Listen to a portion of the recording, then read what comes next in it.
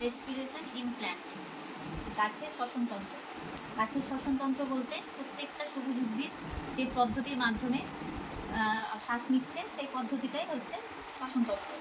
তো শ্বসনতন্ত্রে কি হচ্ছে, এই রেসপিরেশন পদ্ধতিতে আমাদের যে ফটোসিনথেসিস পদ্ধতির মাধ্যমে যে অক্সিজেন এবং গ্লুকোজ তৈরি হয়েছিল, সেই অক্সিজেন গ্লুকোজটা ভেঙে যে এটিপি রিলিজ হয়, সেই এটিপি রিলিজ হওয়ার পদ্ধতিটাকেই বলা হচ্ছে রেসপিরেশন প্রসেস। এই রেসপিরেশন প্রসেসে আমাদের যে এন্ড প্রোডাক্ট হিসাবে থাকে সেটি হচ্ছে কার্বন ডাইঅক্সাইড এবং জল। ঠিক আছে, তো এই রেসপিরেশন প্রসেসটা মেনলি দুটো টাইপের হয়, একটা হচ্ছে অ্যারোবিক প্রসেস আর একটা হচ্ছে অ্যানারোবিক। তো এটা যদি দেখি আমরা অ্যারোবিক প্রসেসটা, এই অ্যারোবিক প্রসেসটাও কিন্তু কিছু ধাপের মধ্যে সম্পন্ন হয়। তার মধ্যে এই গ্লাইকোলাইসিস শুধুমাত্র সাইটোপ্লাজমে ঘটে, বাকি ধাপগুলো আমাদের মাইটোকন্ড্রিয়ায় সম্পন্ন হয়।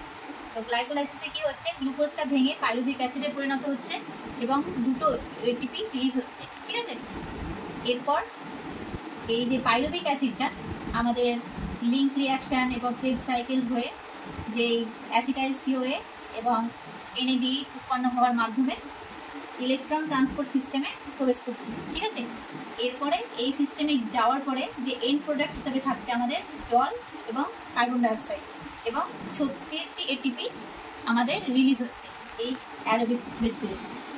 আর ইনঅ্যারোবিক রেসপিরেশনে কি হচ্ছে, এই যে গ্লুকোজটা থাকছে সেই গ্লুকোজটা ভাঙছে, ভেঙে পাইরুভেট এবং এটিপি উৎপন্ন হচ্ছে এবং সেই পাইরুভেটটা আবার পুনরায় ভেঙে অ্যানিমালের ক্ষেত্রে ল্যাকটিক অ্যাসিড পরিণত হচ্ছে এবং প্ল্যান্ট সেলের ক্ষেত্রে ইথানল এবং কার্বন ডাইঅক্সাইড মানে এন্ড প্রোডাক্ট হিসাবে থাকছে।